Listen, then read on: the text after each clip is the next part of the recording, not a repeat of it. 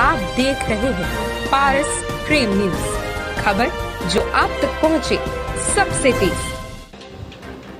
नमस्कार, पारस प्रेम न्यूज में आपका स्वागत है। आइए नजर डालते हैं आज की खास खबर पर।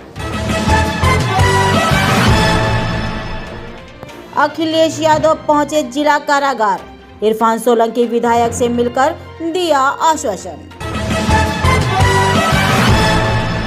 समाजवादी पार्टी आपके साथ है और हमेशा रहेगी। मीडिया के सवाल पूछने पर राष्ट्रीय अध्यक्ष अखिलेश यादव ने भाजपा पर निशाना साधते हुए बताया कि हमारे विधायक इरफान सोलंकी को फर्जी तरीके से फंसा दिया गया है और फंसाने का काम कर रही है, लेकिन समाजवादी पार्टी के लोग डरने वाले नहीं हैं। कानपुर देहात मृतक बलवंत के परिवार से मिलकर की आश्वासन दिया।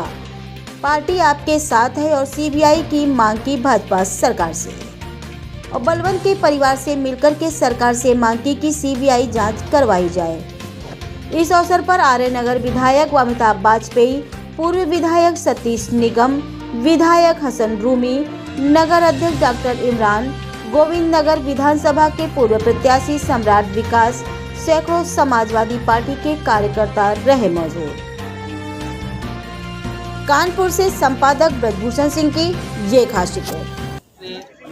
पिटाई कर और केवल इस बात को लेकर के पूछताछ के बहाने पुलिस ने इतना मारा कि उसकी जान चली गई। उसके शरीर पर जो निशान है, जिसने भी देखे उसको दुख हुआ होगा कि आज के समय पर सरकारें ऐसी भी हैं जो अंग्रेजों को पीछे छोड़ दिया। उसका कोई शरीर का हिस्सा ऐसा नहीं था जिस पर नीले निशान न पड़ गए हों।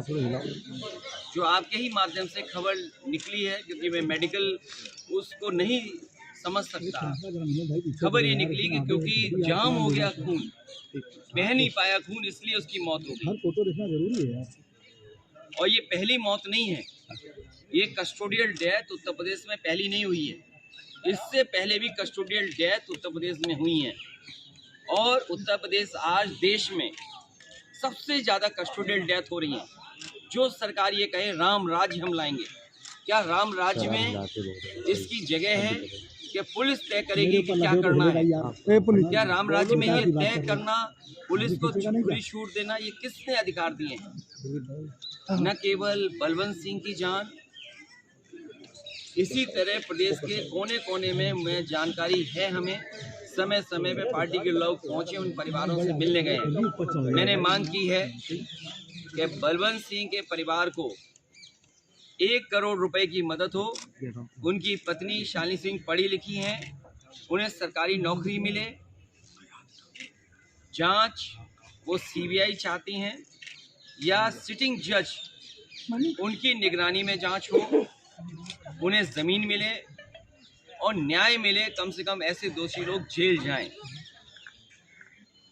जब मैं उनके परिवार से मिला तो उनके परिवार ने ये कहा मुझे, वो थाने पे थे जब उनके परिवार के सदस्य की पिटाई हो रही थी, और जिन्होंने एफआईआर लिखाई थी वो भी ये कहने के लिए तैयार थे कि ये मेरा भतीजा है, इसका नाम गलत आ गया है। लेकिन पुलिस ने कोई मन नहीं मानी और उसके बाद उसकी जान ले ली। आज मैं इरफान विधायक समाजवादी पार्टी के उनसे मिलने आया हूँ। उन्हें झूठे मुकदमों में फंसाया गया है। जमीन के मसले होते हैं कि 3 बार समाजवादी सरकार रही।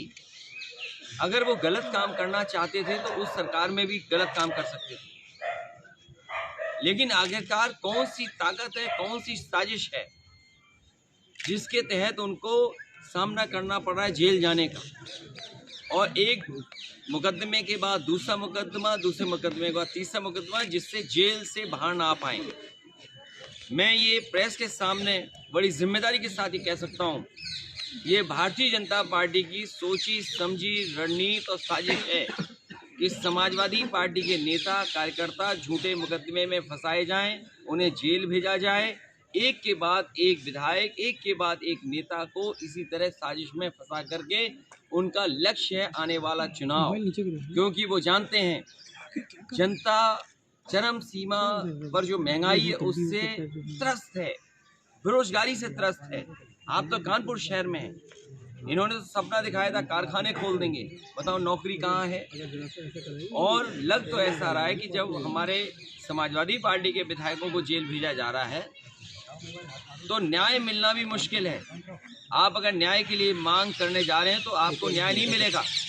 और एक उदाहरण नहीं, मैं कई उदाहरण दे सकता हूँ। कन्नौज में जो हत्या हुई है वो अधिकारियों ने हत्या कराई है, क्योंकि एक को इतना परेशान करना, इतनी जांच कराना, उसमें बीजेपी का विधायक शामिल था। आपने बीजेपी के विधायक के लिए क्या कहा? आप यहाँ तो इरफान के लिए सीडीआर, ये वो फलाना ठिकाना सब निकाल लें। आपने कन्नौज के विधायक की सीडीआर क्यों नहीं निकाली? आप पता करिए वो किससे शामिल था, वो विधायक वो शामिल थी कि नहीं थी। और याद करिए तालीग्राम में जो दंगा कराया था वो विधायक के इशारे पे दंगा हुआ था।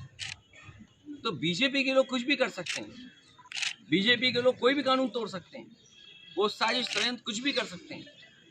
इसीलिए मैं आपसे कहना चाहता हूँ, विधायक इरफान के खिलाफ साजिश है, षड्यंत्र है, और समाजवादी पार्टी के एक एक विधायक पर षड्यंत्र इसी तरह चल रहा है। कुछ अधिकारी हैं जो मनमानी कर रहे हैं।